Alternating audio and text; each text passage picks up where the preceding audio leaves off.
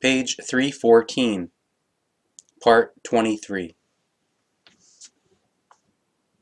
In the life of the human being, enthusiasm for knowledge, truth, wisdom, and evolution can work true wonders, as the saying goes. Enthusiasm is like a magic spell which is able to newly form one's entire human existence, if only it can be effective enough. Enthusiasm is a potential which works for the human being when he or she maintains it in healthy, right, and positive limits, and indeed when he or she maintains it with thoughts which have the same direction, which also create a realizing might.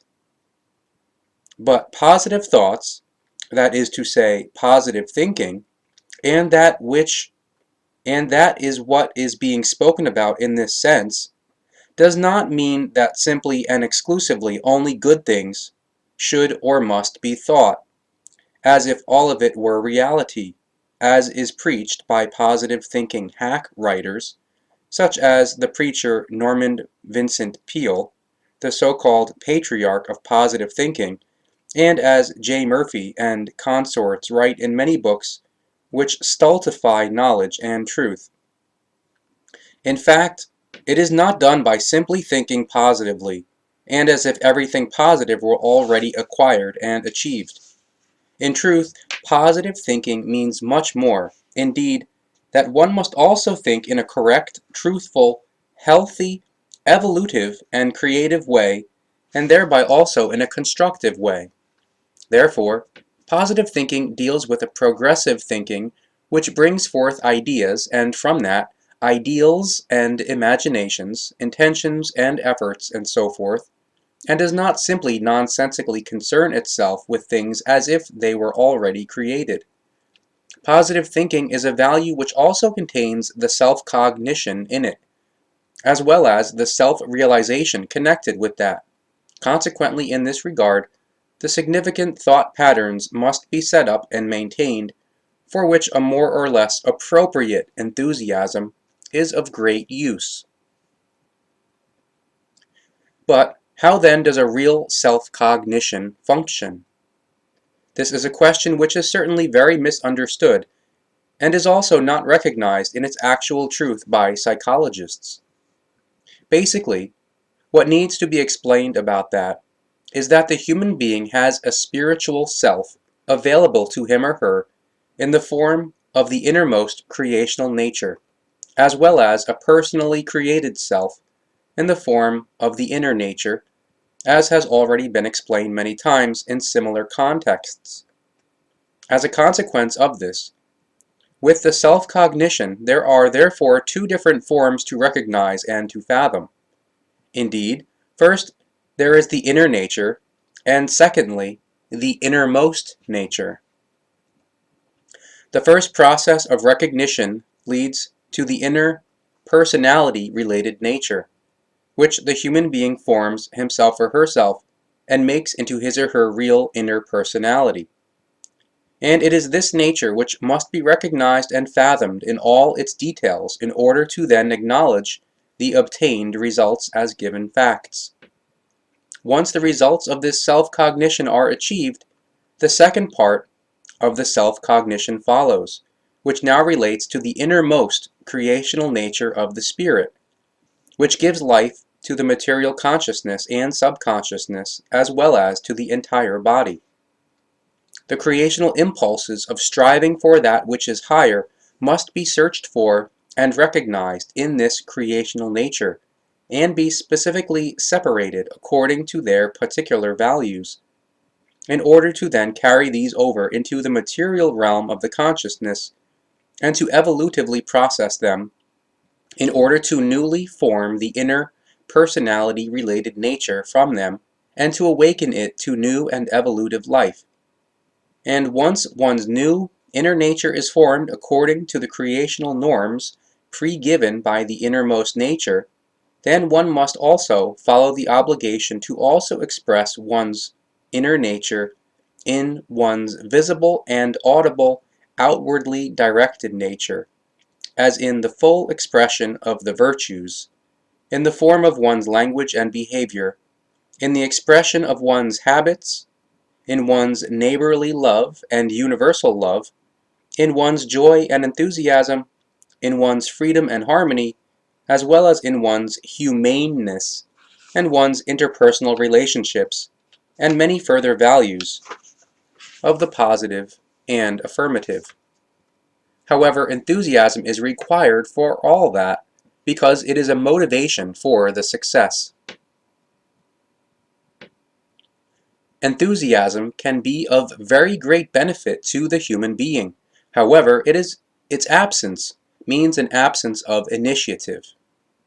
However, the term enthusiasm, in the named sense, must be correctly understood, although not as ecstasy, exultancy, passion, devotion, enchantment, worship, religious exaltation, obsessiveness, desires, bliss, euphoria, and the like. Rather, as vigor, vibrancy, idealism, joy, enthusiasm for work, assiduousness, cheerfulness, elevatedness, and so forth. This is significantly important, and it must be imprinted into the consciousness, because with its thoughts, the consciousness has very great significance for a successful life. If the consciousness cools off, indeed in a form such that it is neglected, then not only do the thoughts begin to work in an uneven and negative as well as negating form, and create a negative might, rather the personality which indeed comes forth from the actual consciousness also begins to very quickly crumble. Thus, even if the worst blows could have been intercepted, endured, and processed before the drifting off of the consciousness, suddenly, with the slightest difficulties, or even only with what seem to be difficulties, a failure arises which no longer allows a way out. Naturally, it cannot be promised that an enthusiasm which has only been put on superficially, or a false enthusiasm, leads to real Ziele and successes being achieved, because for this, a real, honest, and positive-healthy enthusiasm is necessary. For very many human beings, the achievement of a genuine enthusiasm, which can be seen in the evolutive sense, means a complete re-education of themselves and the achievement of a fundamentally new capacity for understanding. But to this end, basically all thought patterns must be thoroughly examined and transformed, and only after that can the capacity for evolutive enthusiasm be achieved. And there is no doubt that this kind of enthusiasm is actually an ability to be acquired. But the power for that comes from the impulses of the innermost creational nature of the spirit, once the ability is acquired.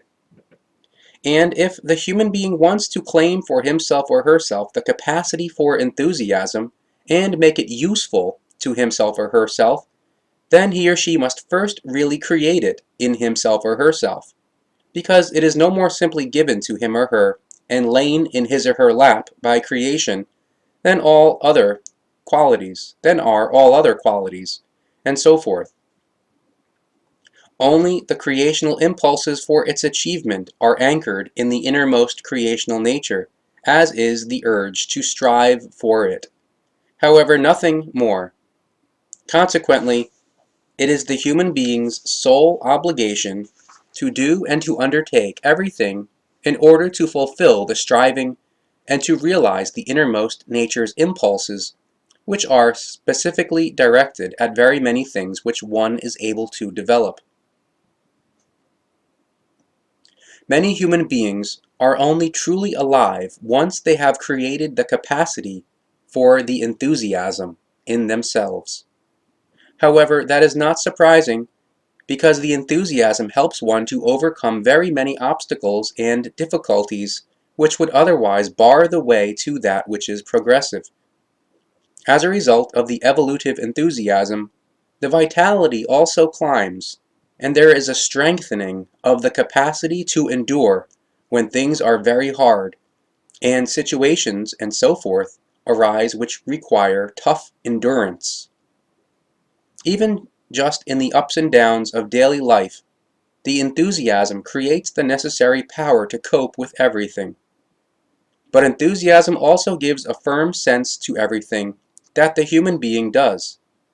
It is also directed towards interpersonal relationships and improving actual humaneness and being human, whereby the precondition naturally always exists that corresponding ideals are tended and nurtured and are maintained and realized through the enthusiasm by means of the thoughts. Additionally, a genuine evolutive enthusiasm has an infectious and stimulating effect on other human beings. Unfortunately, there are too many human beings on the good old earth who are pessimistic and negating. Consequently, in regard to a neutral, positive, equalized thinking and the enthusiasm, many of them sullenly and gloomily ask what use it is to the human being if he or she possesses all the knowledge about neutral positive thinking and about the enthusiasm and all other important factors, if he or she does not have the enthusiasm in order to realize the ideals by means of the might of the thoughts. Naturally, the knowledge about all these things is of no use if no effort occurs to build up an enthusiasm and to change everything for the better and to that which is higher. There must therefore be an intention, an imagination concerning its actualization and concerning the creation of the capacity for the enthusiasm. And this cannot simply be feigned, because real efforts are necessary if something is to be successfully translated into action. Therefore, nobody can be enthusiastic by simply claiming to be so, and nobody can think in a neutral, positive, equalized form by simply claiming to do so.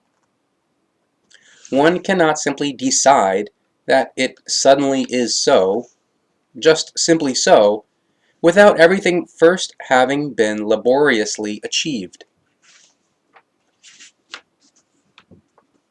The capacity for enthusiasm must be achieved through great effort, but that is preceded by an affirmation that one wants to achieve it, and it is welcome in order to empower the might of the thoughts such that they can allow everything to become reality. Therefore, it is not done as the authors of the faulty books to do with the matter of positive thinking right, whereby it is only necessary to regard oneself as positive and enthusiastic for long enough, and to also say this again and again, in order to really be positive and enthusiastic. Truthfully, it is not done that way, because neither something positive nor the enthusiasm which results from it arise in this kind and wise. Consequently, the principle of the enthusiasm cannot take over the quote, command in the human being. That has nothing to do with the simple psychological law that in the human being a deep tendency exists by means of which he or she becomes exactly that which he or she thinks, tends, and nurtures. Therefore, if a human being wants to achieve something positive in himself or herself, and wants to create an evolutive enthusiasm, then this must all be laboriously achieved with hard work, completely consciously and purposefully. Consequently, it is therefore not sufficient to simply think it is just as one desires. In this form, wishes always remain wishes, which never manifest, because they cannot be realized by means of the might of the thoughts, because this might has just not been built up. Wishes in this form are only unprocessed ideas, which are not processed into ideals, for which reason they remain wishful ideas, which have no evolutive content and thereby also no powerful content. Therefore, they also cannot experience any realization, rather only a senseless expression which does not bring any progressive and neutral positive equalized values. Such a value only arises through the manifestation of wish ideals and wish imaginations, which are capable of manifesting and can therefore be realized by means of the might of the thoughts, when the might of the thoughts is sufficiently strengthened by means of the necessary created enthusiasm. Ideals, imaginations, and efforts must be retained in the consciousness and be newly nourished again and again by the thoughts, so that the consciousness thereby actually absorbs and holds on to them. The ideals and imaginations must be clear and sharp, and must not pervade dimly and diffusely in only a shadowy manner. The clearer and sharper the ideals, imaginations, and efforts, the more powerful the enthusiasm for them and the capacity of the might of thoughts to realize them. And if one talks about how ideals, wishes, efforts, and imaginations must be retained in the consciousness and must be newly nourished again and again by the thoughts, if they are to succeed in being expressed by means of the might of the thoughts, then one must also talk about how ideals and imaginations and so forth must come to exist as pictorial impressions in the consciousness. However, one must not understand the pictorial nature of the impressions in the consciousness to be of a form in which an effectively really visible picture would come about, because in reality the pictorial imagination is a pure consciousness picture, which is fluidly constructed like an apparition and works like a pictorial haze, recognizable for the consciousness and the subconscious, but it is not definitely tangible. However, in accord with one's power of imagination, the consciousness picture can assume very distinct forms. Consequently, it can be very well recognized and defined. The consciousness pictures come forth from corresponding thoughts which, by means of their might, create the picture in the consciousness and bring it to the fore. And again, this process depends upon the corresponding enthusiasm by means of which the thoughts are spurred on and their might is increased. The consciousness pictures, in turn, run back into the thoughts and drive them on to new activity. In this form, thoughts and consciousness pictures run back and forth and become extraordinarily powerful factors which ultimately come to fruition and become the actuality through the might of the thoughts. If no enthusiasm and no joy are perceptible in the consciousness, then these values have also not been acquired. Consequently, no corresponding impulsations could therefore appear in the consciousness, nor could any pictures which have the same direction. In fact, only that which the human being also contains in himself or herself, and has fundamentally acquired himself or herself, can come out of him or her. That is a profound truth which should finally be understood by every human being, so that everyone makes a true human being out of himself or herself. But the question must thus be asked, when will it finally be understood, so that the human being makes himself or herself into a real human personality in every regard, or shatters against himself or herself, depending on how seriously, enthusiastically, creatively, and constructively he or she works on himself or herself, and allows his or her nature, personality, character, and morality, and so forth, to become reality according to his or her innermost creational nature, by means of the might of the thoughts.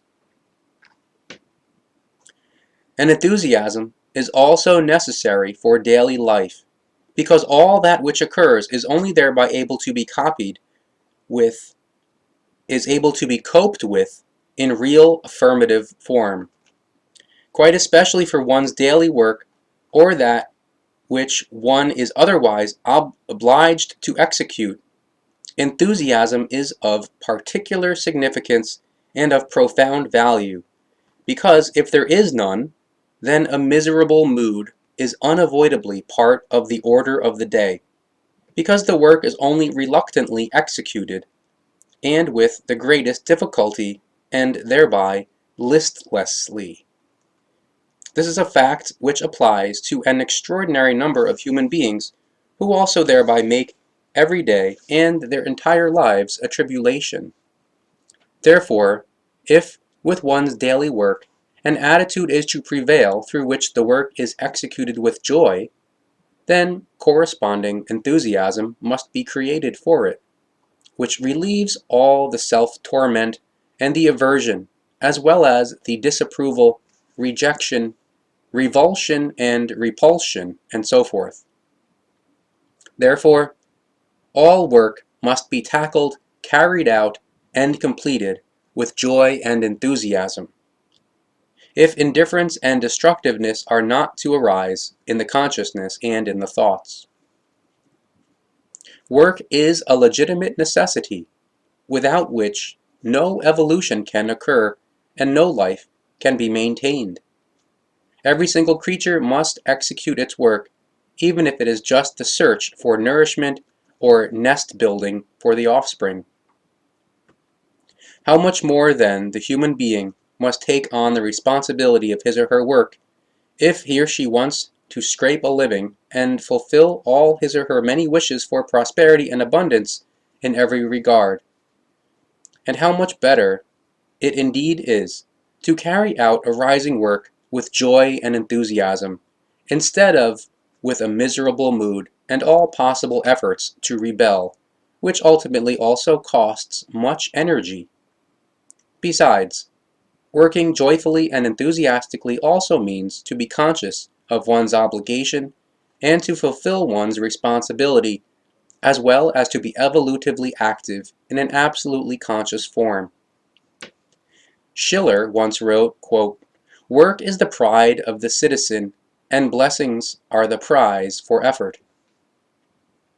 And how right he was with that, because work should in fact be seen not just as breadwinning and as necessary for prosperity and as a burden and a load, because work is really also a credit to the human being, which raises and distinguishes him or her high above those who are work shy and move as parasites in the ranks of the righteous, who are harmed and exploited by them. For the human being, possessing enthusiasm means that, through it, he or she can also spur on many fellow human beings to do as he or she does, and to therefore likewise build up enthusiasm in themselves. In turn, others all around him or her are thereby pleased and stimulated to likewise turn to enthusiasm and build it up in themselves, whereby an evolutive effect therefore arises, and the effectiveness of the enthusiasm can no longer be called into question. In order to create enthusiasm in himself or herself, the human being does not have to be a great thinker and speaker, because simple thoughts are completely sufficient. However, they must be tended and nurtured in honesty and with the will for that which is progressive. Therefore, neither special knowledge nor special wisdom is required in order to create an evolutive, healthy enthusiasm. And really, whatever may appear in terms of enthusiasm and successes does not have to lead back to a special knowledge and to special wisdom. Rather, it has to lead back solely to the training and use of healthy, correct, and neutral, positive, equalized thoughts, by means of which the ideals and imaginations, as well as strivings and wishes, all created out of ideas, are mightfully realized. However, that which is also necessary in order to be able to create in a positive form and an absolute uprightness of the ideals, imaginations, and strivings, and so forth, because only this uprightness guarantees their correct, healthy, and positive coming into being. as well as a certainty that everything is actually also used in a neutral, positive, equalized, kind, and wise. All righteous, evolutive enthusiasm gives the life an unexpected power and enables the human being to lead an existence which is successful in all areas. And the human being who lives with this enthusiasm feels raised into evolutive heights every moment by the power of his or her joy, love, freedom, and harmony, because the enthusiasm is really able to create this power and thereby do things which extend far beyond all that which is monotonous and mundane. The immense power of the enthusiasm also creates the immense might of the thoughts, through which all conceived ideals and things relating to imaginations and strivings and to wishes are fulfilled. Therefore, may the human being create in himself or herself enthusiasm which is evolutive in a creational law-based form in order to go through the world and the life with it and to live by it. It is recommended to every human being that he or she nurtures his or her daily cheery enthusiasm, and that in it, in every moment, he or she practices finding life beautiful and worth living. That is recommended, together with nurturing all other neutral, positive, equalized thoughts and impulsations, as well as imaginations, wishes, ideals, and efforts of a righteous kind and wise, which are to be brought to fruition by the might of the thoughts. And every human being shall be thankful every day for the prosperity which comes to him or her, or which is achieved by him or her, and for all abundance. And therefore, may the human being possess so much knowledge and be so wise, which does not have to be in great philosophical forms, that he or she creates the habit and quality of having happy, glad, loving, and progressive thoughts which are nurtured with enthusiasm. In this form, the human being shall do whatever he or she can do in order to make himself or herself, as well as others, happy. This is a formula for true joy and enthusiasm, and therefore a formula which always pays off in some neutral, positive, equalized form or other. It is an undisputed fact among the knowledgeable and wise that the might of the thoughts forms human beings into whatever the thoughts grasp, consider, and devise, whereby, however, everything must always, and without exception, be achieved with hard work, as well as with much privation and many errors, because it is not just enough to simply think that the desired state or the desired situation is already present and is the reality. In this sense, an old saying completely applies when it states, quote, "First the work, then the enjoyment." And so it actually is with all things of life, because if everything is to be righteous, then there must always first be something achieved and created before it can be used. This therefore also applies to the positive thoughts and the entire positive thought pattern from which all those values of life which are actually and truthfully evolutive in the sense of creational law can first be developed in righteous form.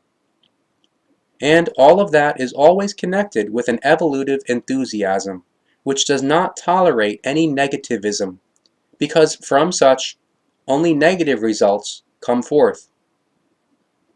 But unfortunately, many human beings live exactly in this destructive negativism and are not able to free themselves from it, because everything is so ingrained in them that it has become their own, and therefore a component of themselves.